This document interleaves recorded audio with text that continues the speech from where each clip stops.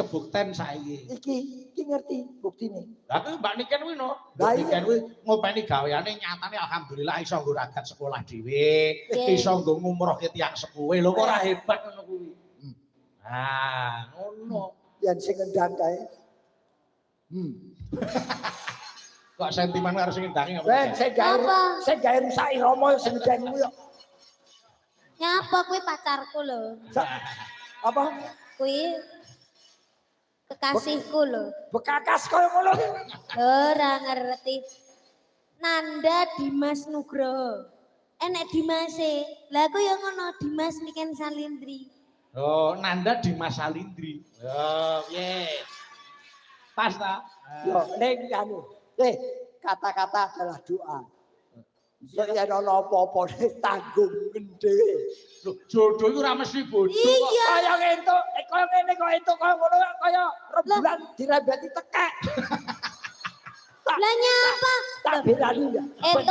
Entuk bojo kaya Mananda ngene iki malah suatu keberkahan. Kok iso? Suatu anugerah lho Mas. Nah, kowe munggarene nah, Nah. Kowe gen jejer karo Niken lho. Sapa ngerti ya ta? Ku ana setan adu pitik liwat. Aduh. Kene lho, entuk bojo kaya ngene iki suatu anugerah. Astagfirullah. Kowe jejan.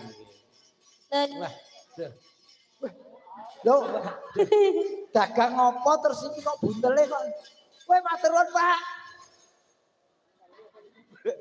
Iki nah. Oke, matur sembah nuwun. Pak. Pak. Mas. Niki, Pak. Utang duit. Lah piye to? Kita sudah diberikan sempol. Oh. Aku ya tak anu, enggak Pak niki Pak kagem jenengan. Aku masih aku dikai, aku ora ngekei. Sebab ngeten mboten Pak, sebabe napa kula kok mboten ngekei. Sebabe iki garenge pun mati, Pak. Pun, matur nuwun ya Pak, makasih. Pak, kreativitas Matur sembah nuwun ya, saya Pak. hargai.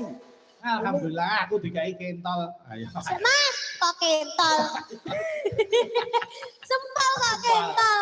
Pak matur nuwun kreativitasnya luar biasa ini. Nggih, terima kasih. Waduh, Jan. Bungkus ramah bumi. Oh, nggih. Nanda. Kuwi lho ning gurine kuwi lho. Beh.